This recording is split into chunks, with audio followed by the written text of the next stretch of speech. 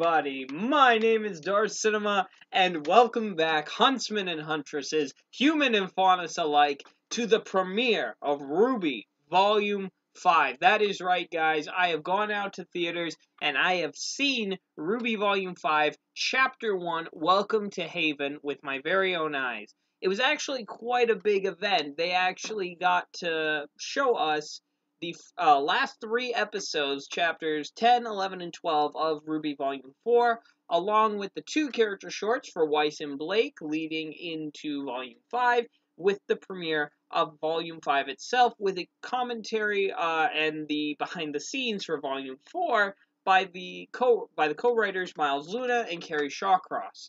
So I will be giving my thoughts on RWBY Volume 5 proper, but I will warn you, this is going to be a spoiler-heavy video. However, please click the like, share this video around, guys, because you helped make my review series of RWBY reach so many people. That is how my channel has grown, and I really cannot thank you enough for all the support you have shown me. So please slap a like on that video, comment, share, subscribe. There will be a RWBY video every week, hopefully every Saturday when the episode comes out. I am getting an RT First membership in order to see these episodes.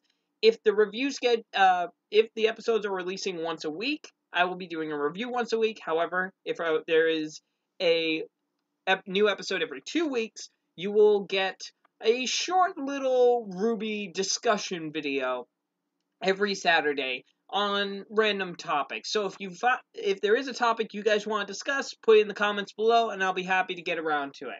So, let's move on to what I genuinely think about Volume 5. Now, spoiler warning out of the way, let's get into it. Let's start with the opening. Guys, if I had to put my finger on this composition feels very similar to Jeff Williams' work on Red vs. Blue, rather than what they've done in the past with Volumes 1 through 4. Volumes 1 through 4, their openings had a very sort of, fantasy-like feel to them. This feels more along the lines of a very pedal-to-the-metal, Red vs. Blue kind of song. And the quality of which, I may have to listen to it again when it comes out on Saturday. Hopefully we get the opening, so I'll be able to use it in this opening. Still using the Volume 4 opening for mine, but that will be updated soon. But I genuinely like this. I love that every time I ask out loud, like, how do you top the opening animation? How do you top this brilliant showcase of both your amazing animation and the music? And they do it every time. So props to Jeff Williams. I met him in Anime Boston along with his Casey Lee Williams. So hats off to both of you. I cannot wait to hear what music you have prepared for this volume. So now on to the episode proper. What I liked, and unfortunately there were elements I did not like about this. Though on the whole, I will say this was a pretty solid opening. Not the best, but still pretty solid nonetheless. So let's go into what I did like about it. First thing that I'll give this episode a complete up for is that they have clearly established goals for each character.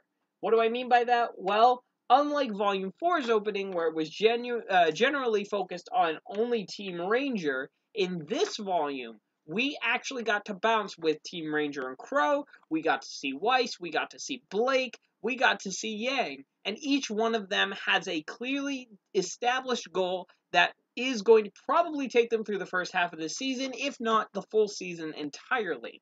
RWBY and the others are going to be tracking down the Spring Maiden. We have Weiss trying to get to her sister in Mistral. We have Blake and her family trying to stop the White Fang and take it back. And Yang is looking for her mother. So now we finally have an answer to where she was going. Though she will end up crossing paths with RWBY, but we'll discuss that as we go along. So, the episode opens up with Crow taking Team Ranger along what he calls the scenic route of towards Haven Academy. And when we get to Haven, we actually see it is a very, very beautiful sight. Clearly a more Oriental-themed country than what we've seen with Atlas and what we've seen with Vale. This is clearly more inspired by Chinese and Japanese sort of architecture, and it really does show here.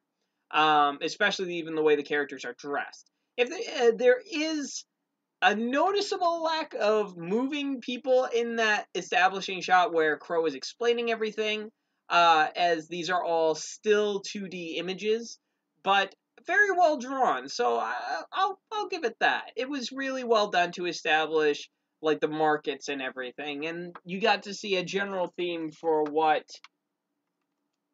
for what the culture is like here. Hopefully we get to see more of that established, because one of my favorite things about RWBY is seeing everything that this world has to offer. So I want to see more of these cultures. I want to learn more. Hopefully we get some more in World of Remnant. Wink, wink, nudge, nudge, Rooster Teeth. And we get to fill out a bit more of this mythology. We end up meeting Leo Lionheart, who is the headmaster of Haven Academy, in one of the more humorous bits, where Crow is noticing that there's no one at Haven, and it is quite deserted. They end up rushing to the office, drawing their weapons, about to kick the door in, when the door opens and Leo is standing there. In a rather comedic moment, both Crow and Leo fall flat on their ass, scaring the living daylights out of one another. This is where we get to the more exposition-heavy portions of the episode, where we find out exactly what is going on, as Haven has been in complete chaos since the fall of Beacon, and we kind of get to see how an event that was so focused on the Kingdom of Vale has affected everywhere else. Atlas is closing its borders, and the the Kingdom of Mistral is in complete and utter chaos. They've lost a lot of huntsmen, and the council's torn on what exactly to do. And we find out that no one is guarding the quote-unquote relic here in Mistral, something that infuriates Crow. So we find out a little bit more about these relics, that they can only be unlocked by a maiden. And they are looking specifically for the Spring Maiden. The Spring Maiden was mentioned once before in Volume 4, when Salem sent Tyrion to go after Ruby. She said Spring can wait. So clearly Salem and her crew have had their eye on the Spring Maiden. We just don't know who she is, and we don't know where she is. However, Crow has a pretty good idea, saying that she may have been picked up by Raven, Bronwyn, and the Bronwyn tribe. So we do get to know a little bit more about Yang's happy family. God, this is probably going to blow up in their faces. This is also, we get to see a little picture of someone who I believe is the Spring Maiden.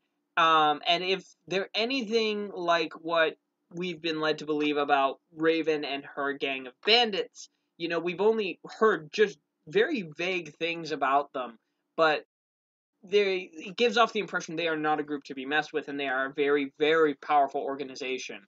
But, again, let's not assume anything until we get at least the next episode for clarification. However, this sets up that they are searching for the Spring Maiden. They're trying to press Professor Lionheart into sending as many huntsmen as they can to here and try to wrench the Spring Maiden from their grip, as they do need the Spring Maiden in order to unlock the relic. Unfortunately, Leo stands his ground and says that they cannot, as they need to be able to take some time to get the resources they need.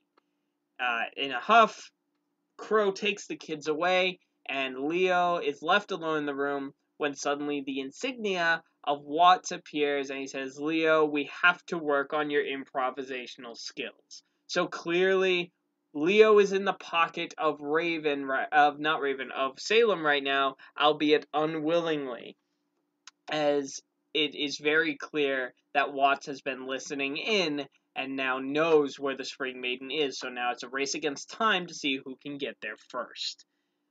Then we cut to Weiss. Weiss is busy on making her last leg of her trip to Mistral.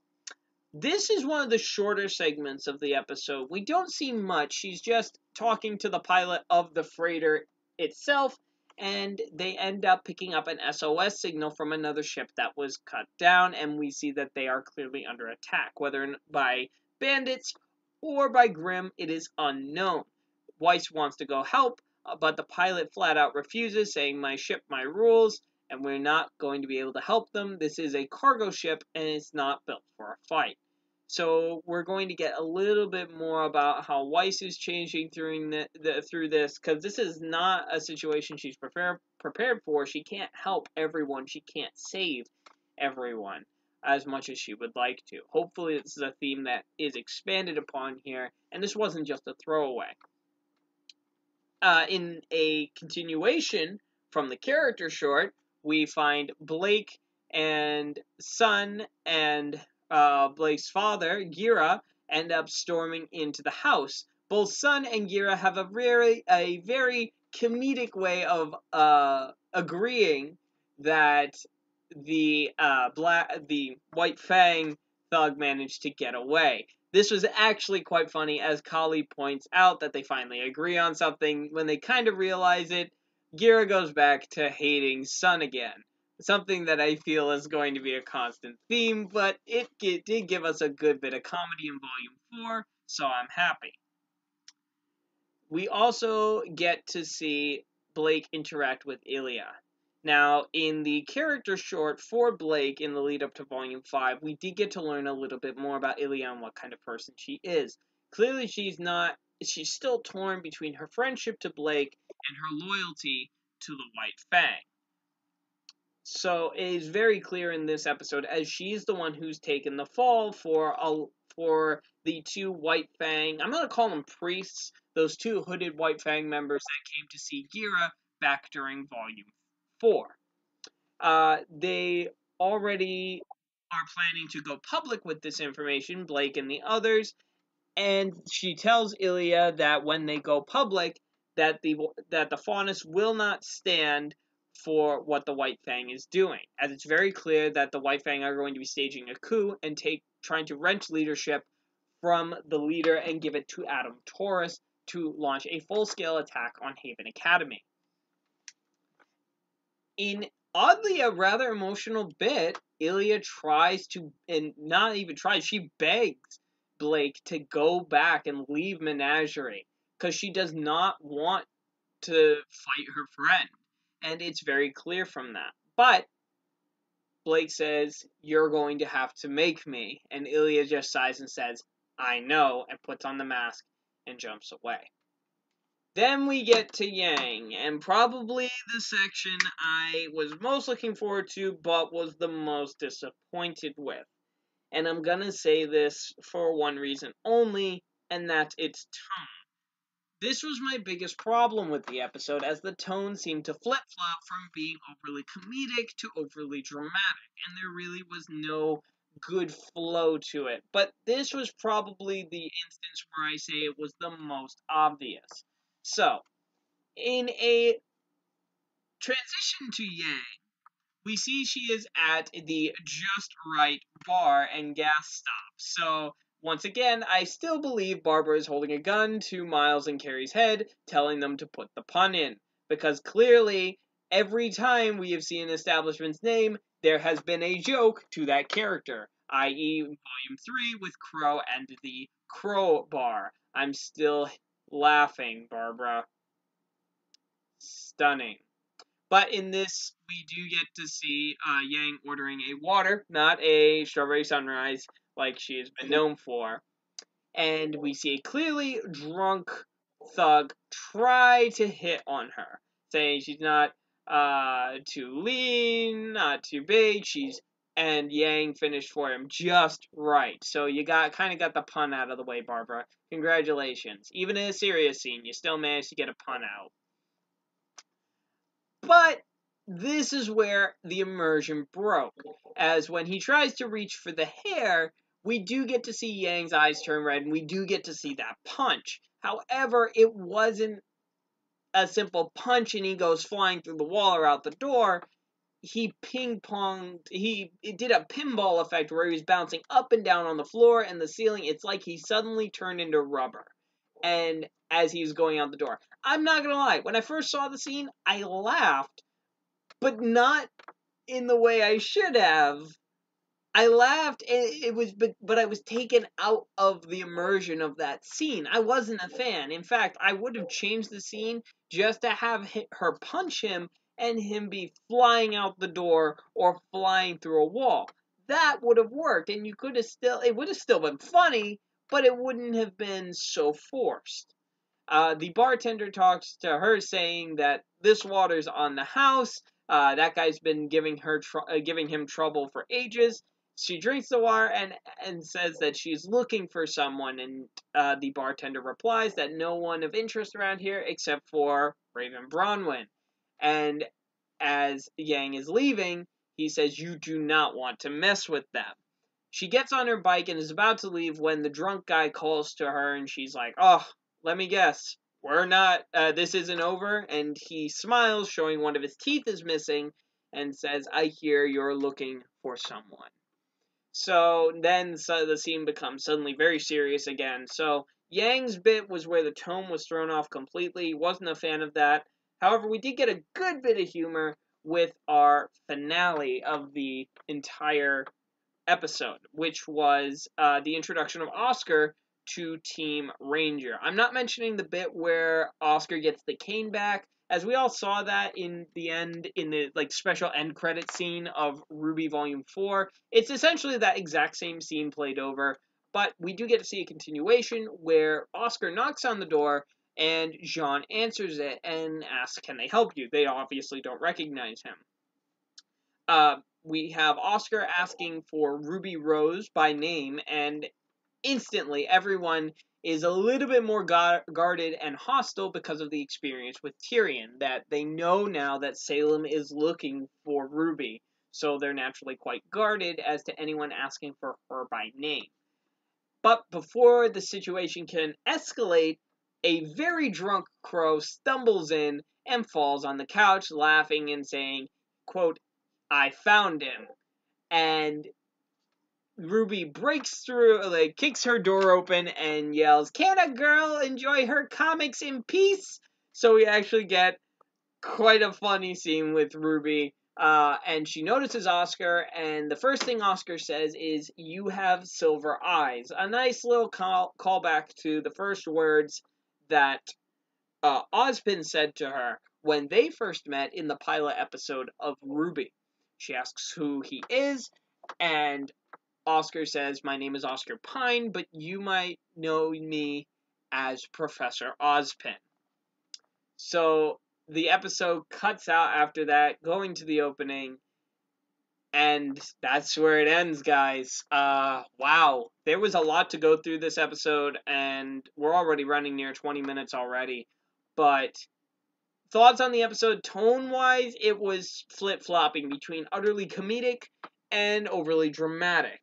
It really needs to find a good blend of the two. And RWBY Volume 4 managed to do that somewhat, so I really hope that it kind of settles down into what Volume 4 did as to balancing drama with the comedy. Rooster Teeth's known for their comedy. I'm not asking to omit it altogether, but please find a balance, because the whole pinball bit with Yang punching the guy, it really felt forced, and I don't like when comedy feels forced. It feels like it's like slapping you in the face, telling you to laugh.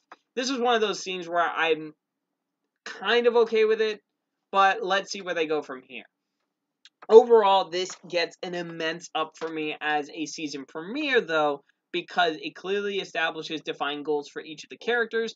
Everyone gets good screen time, and we know what their mission is for this first half of the season, and we establish the villains as a credible threat. Even though we haven't seen Salem, we do know their goals, and we do have a main objective, which is to find the Spring Maiden. That is the overall plot right now of this arc, which is to get the Spring Maiden from Raven and the Bronwyn tribe. So if you have any questions, please leave them in the comments below. I will try to address them as much as I can. If I cannot address them there in a reply, I will try my best to do a video discussion on the topic, perhaps maybe a Q&A live stream. It is very dependent on you guys, so please leave a like, comment, subscribe for more RWBY videos. I am looking forward to a great season with all of you people. Let's give it up for RWBY, guys. RWBY's back, and I am as happy as can be. Have a good night, guys. I will see you later. Take care.